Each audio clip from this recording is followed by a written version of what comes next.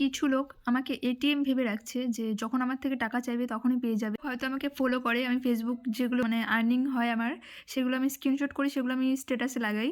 তো সেই সব স্ট্যাটাস থেকে আমার কিছু ফ্রেন্ড সেগুলো দেখে, দেখার পর হয়তো এরকম কাণ্ডগুলো ঘটায়। আমি একটা এরকম মেয়ে, খুব সাদাসিধে, খুব সরল সাদাসিধে না, তার জন্য আমাকে মানুষ পেয়ে বসে। খুব সহজেই মানুষকে বিশ্বাস করে ফেলি। কেউ একটুখানি কষ্টের কথা বললে আমার ভীষণ কষ্ট হয় তার জন্য। সে যদি না খেয়ে থাকে একবেলা, তার জন্য আমার খুব মায়া লাগে। এমন মনে হয় গিয়ে সামনে থাকলে হেল্প করে আসতাম বা মোবাইলে পে করে দিতাম, এরকম একটা ব্যাপার। এবার আমি মেন কথাতে আসি। 2 মাস আগে একটা ফ্রেন্ড আমার থেকে হেল্প চেয়েছিল। ওখানে আমার থেকে চেয়েছিল খুব বড় অঙ্কের টাকা না, খুব কম অঙ্কেরই টাকা। 1000 টাকার মতো ছিল ওর অ্যামাউন্ট। আমার থেকে চেয়েছিল। তখন আমি দিইনি। তখন আমার কাছে ছিল, বাট আমি দিইনি, কেননা ওর সাথে আমি কোনোদিন দেখাও করিনি। আর ও ছিল হচ্ছে জাস্ট ফেসবুক ফ্রেন্ড। এর আগে অনেক বছরের ফ্রেন্ডশিপ আর কি। ফেসবুকে পরিচয় হয়েছিল, তখন থেকেই নাম্বার দেয়া নেওয়া। তো যাই হোক, সে ছিল ফিমেল না, মেল। থেকে হেল্প চেয়েছিল। তো তখন আমি সেই মুহূর্তে করিনি, কারণ আমি বিশ্বাস করিনি, সত্যি কথা। তখন আমি দিইনি।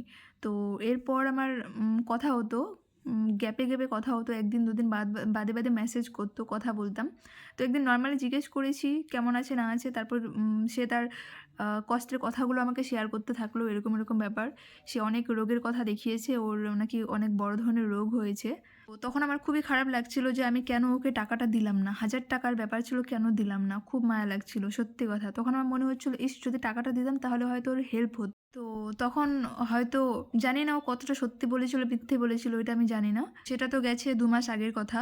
তো 1 সপ্তাহ 8-9 দিন হয়ে গেছে। 8-9 দিন আগে আমাকে আবার মেসেজ দিয়েছে যে খুব আর্জেন্ট, ওর 500 টাকা দরকার, ঠিক আছে? আর আমি কোনো টাইম নিইনি। আমি শুধু বলছি, এই নাম্বারে পাঠাবো? বলছে যে হ্যাঁ। আমি সাথে এই নাম্বারে তাকে পে করে দিয়েছি 500 টাকা, সাথে। কেন, ও আমাকে বলেছিল নেক্সট ডেতে, পরের দিন আমাকে দিয়ে দিবে সকালে। ওটা ভেবে আমি দিয়েছি। আর আমারও টাকাটা খুব দরকার। আর এমন না যে আমার অ্যাকাউন্টে অনেক টাকা আছে। আমার অ্যাকাউন্টে সেরকম কোনো টাকা নেই। 1200 টাকার মতো ছিল।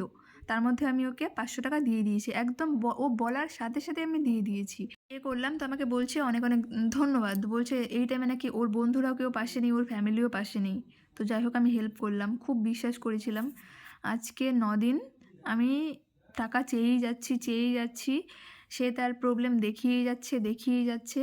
আজ দেবে, কাল দেবে, টাইম দিচ্ছে, কাল সকালে, পরশু সকালে, তরশু সকালে, এরকম বাহানা দিচ্ছে। তো আমি সত্যি কথা, এতটা বিরক্ত লাগছে আমার। টাকাটা আমি দিয়েছি, আমার টাকাটা আমি আবার রিটার্ন চাইছি। আমার ডাক্তার দেখাতে হবে, আমি আমার ডাক্তার না দেখিয়ে তার জন্য দিয়েছি যে সে আমাকে রিটার্ন করে দিবে। তো সে আমাকে কথাও দিয়েছে যে পরের দিন আমাকে রিটার্ন করে দিবে। তো যাই হোক, আজকে নিয়ে 9 দিন আমি টানা, গতকাল অবধি আমি ওকে মেসেজ করেছি, টাকাটা দিয়ে দাও, অনেক ঝামেলা হচ্ছে। আর হচ্ছে আমি টাকাটা দিয়েছি আমার হাজব্যান্ডকে না জানিয়ে। হাজব্যান্ড আগে জানতো না। তো এরকম ব্যাপার। তো আমার হাজব্যান্ড একদিন ফোন নিয়েছে। ফোন নেওয়ার পর দেখলো আমার অ্যাকাউন্টে 600 টাকা পড়ে আছে। 600 না, 700 টাকা। 500 টাকা ওখানে দিয়ে দিয়েছি। তো বলছে এটা কাকে পে করেছে? তো বললাম ফ্রেন্ডকে। তো ও একটু রাগারাগি করেছিল, যেহেতু আমাদের একটু টাকা পয়সার টানাটানি। তো সে একটু এটা স্বাভাবিক। আর কেননা ও আমার খুব কাছেরও কোনো বন্ধু না যে খুব কাছের বন্ধু। আমি কখনো দেখাও করিনি। জাস্ট ফেসবুকে পরিচয় হয়েছিল। ফেসবুকের থ্রুতে পরিচয়। তারপর থেকে কথাবার্তা আর কি। এই বিয়ের পর থেকে তো সেরকম কথাই হয়নি। খুব কম কথা হয়েছে আমার ওর সাথে। তারপর আমি হাজব্যান্ডকে অনেক বুঝিয়ে বললাম। তারপর ও বলল ঠিক আছে, টাকা যখন দিয়ে দিবে তো দিয়ে দিবে। দিয়ে দিলে ডাক্তার দেখাতে যাবে। আমি ওকে এত করে বলছি টাকাটা আমাকে দিয়ে দিত। আমাকে কোনো রকম টাকাটা দেওয়ার কী বলবো? দেওয়ার নামই নিচ্ছে না। আমি মেসেজ করে যাচ্ছি, মেসেজ সিন করছে না, অথচ অনলাইন। এবার তোমরা বলো যে এই সিচুয়েশনে আমার কী করা উচিত? আমি এমন একটা মেসেজ বাদ রাখিনি। আমি ওকে বলেছি আমার আবার টিউমার আছে। টিউমারের ডাক্তার দেখাতে হয় প্রত্যেক মাসে। তো প্রত্যেক মাসে 500-600 করে আমার ওষুধ লাগে। যেহেতু হোমিওপ্যাথি খাই, 500-600-তে হয়ে যায়। সে আমাকে টাকাটা রিটার্ন করছে না। ওর কথা শুধু একটাই, আমার খুব খারাপ লাগছে যে তোমার টাকাটা আমি রিটার্ন করতে পারছি না। আরে ভাই, তুমি একজনের থেকে টাকা নিয়েছো, একটা মেয়ের থেকে, তার একটা বিবাহিত মেয়ে, একটা মেয়ে বিয়ে হয়ে যাওয়ার পর তার ফ্যামিলিতে কত রকম সমস্যা থাকে। বিয়ের আগের লাইফটা আলাদা থাকে, বিয়ের পরের লাইফটা কিন্তু আলাদা থাকে, তাই না? সে একটা ছেলে মানুষ হয়ে একটা মেয়ের থেকে কি করে টাকা চায় আমি বুঝি না। এমন না যে আমি তার বেস্ট ফ্রেন্ড বা ও আমার বেস্ট ফ্রেন্ড। জীবনে সত্যি কথা, বাঁশ আমি প্রচুর খেয়েছি জীবনে। বাঁশ, এমন কেউ বাদ নেই যে আমাকে বাঁশ দেয়নি। আমার ছিল অনেক ফ্রেন্ড, আমি দেখে নিয়েছি এরকম। প্রচুর ফ্রেন্ড ছিল আমার, খালি বাঁশটাই পেয়েছি শেষে। আর আমি এতটা বোকা মানুষকে খুব বিশ্বাস করি, খুব বিশ্বাস করি। বিশ্বাস করি বলেই না বাসটা খাই। আর এত খারাপ লাগছে, মানে বাধ্য হয়ে মানে ভিডিও বানাচ্ছি। আমার সত্যি কথা, মানে কিছু মানুষ যে এরকম পরিমাণ, এরকম ছোট আত্মার হতে পারে ভাবা যায় না। হয়তো অনেকে ভাববে যে ৳৫০০ এমন কি? আর এটা আমার ফেসবুক আমার যে ফেসবুক থেকে আর্নিং হয়েছিল সেই টাকাটা আমার। আমি কিন্তু এখন অব্দি পুজোও দিইনি। আমি ভেবেছিলাম ফেসবুকের ফার্স্ট পেমেন্ট পেয়ে আমি পুজো দিব ঠাকুরকে। পুজোও দেওয়া হয়নি।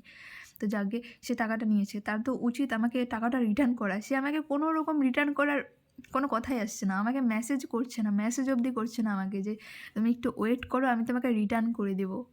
তোমরা বলো গাইস, কী করা উচিত আমার?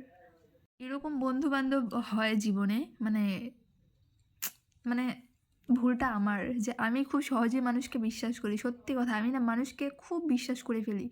একটা মানুষ যদি কাঁদো, কাঁদো হয়ে আমাকে একটা কোনো কথা বলে না, আমি খুব বিশ্বাস করে ফেলি। আমি বুঝতে পারি না সে নাটক করছে আমার সাথে। আমার তো হতে পারে সে নাটক করছে।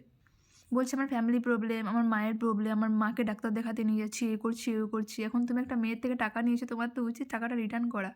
এখন তোমার মায়ের অসুখ, তোমার কি কোনো ইনকাম নেই? তোমার ভাই আছে, বোন আছে, সবাই আছে, মামারা আছে, সবাই কাকা আছে, সবাই আছে। তাদের থেকে হেল্প নাও। তুমি একটা বাইরের মেয়ের থেকে হেল্প নিয়ে টাকাটা রিটার্ন করছো না। এটা কি ঠিক করছো?